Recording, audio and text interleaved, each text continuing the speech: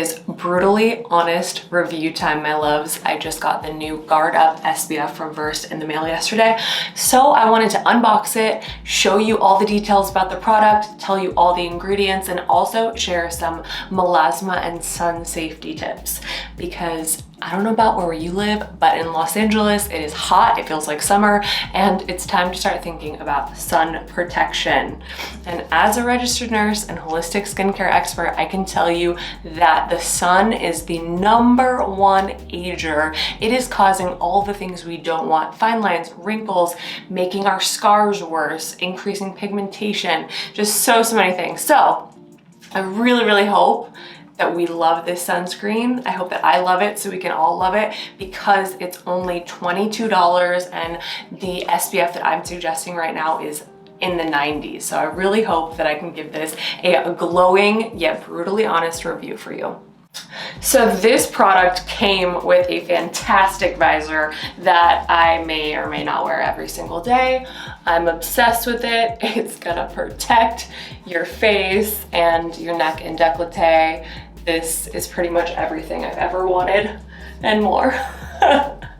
When they say you start turning into your mother at some point, I'm actually starting to turn into everyone's grandmother in this visor, but I am here for it. So let's talk about the product.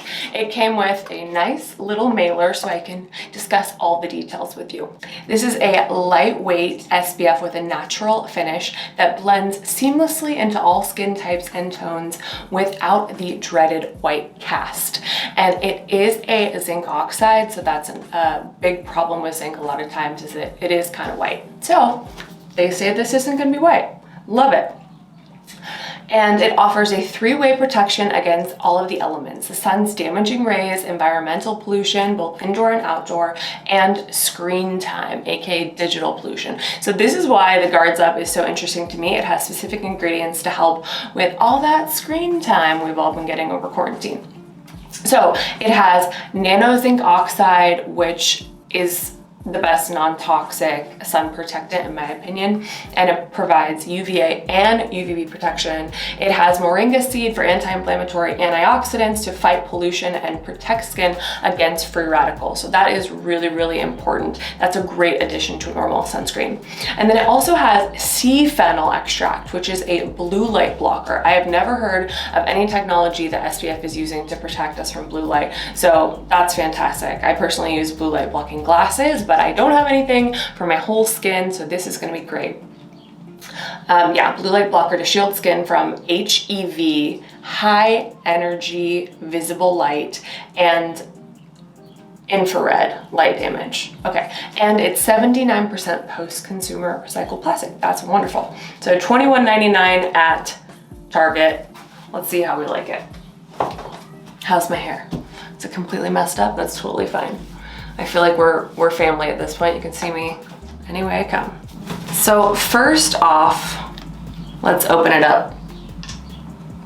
And I'm gonna squeeze it on my arm and do a little swatch, because last time I did a brutally honest review, I did bronzer and I didn't swatch it, and so many people were not happy about that. And bear with me, I'm a new YouTuber, so I'm figuring it out, but I'm gonna swatch this because it does have a little bit of pigment to it. I don't know if this is how you swatch SPF, but ooh, is that a good swatch? Are you liking that? Can you see? Okay. So I just put a lot on, but I'm gonna rub this in. So I'm gonna rub it in my arm first. You can take a look. Rub it in, see if it actually rubs in. Wow, that is really smooth. That rubs in so well. You obviously don't need this much, but I wanted to try to give you a little swatch. Okay, let's see how it rubs into my skin. This is when a handheld mirror would be really handy, but you know. Okay, loves, I'm a professional. I have a mirror and a beauty blender.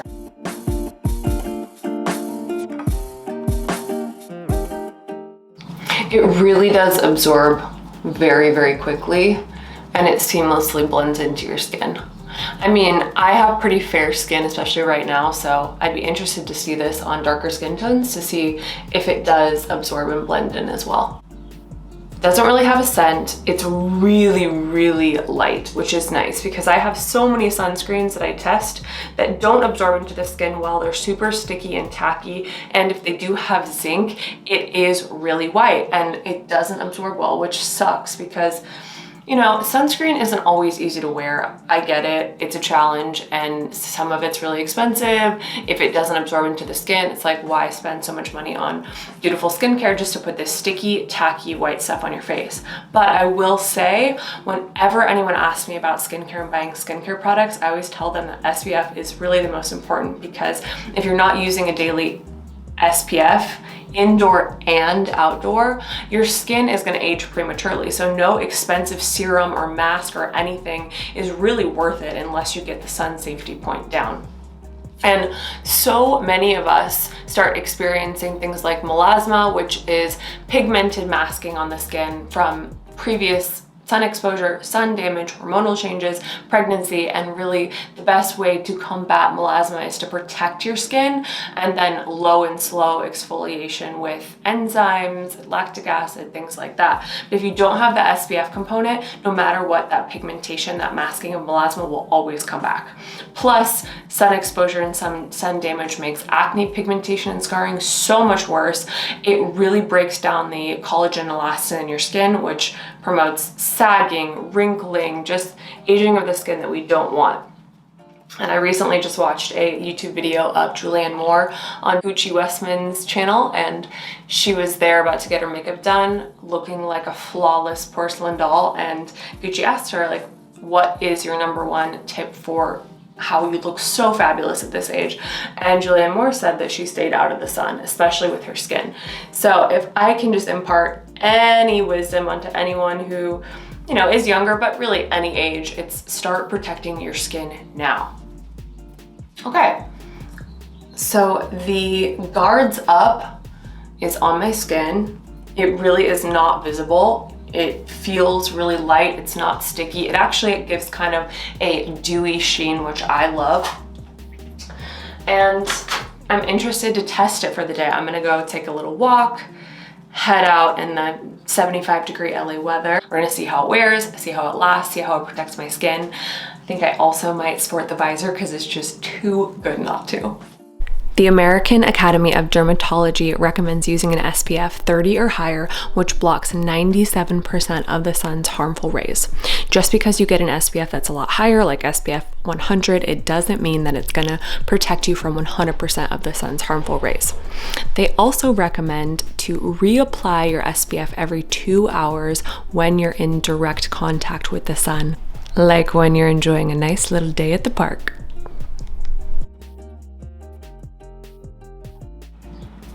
Let me tell you, getting in 10,000 steps a day is no easy task.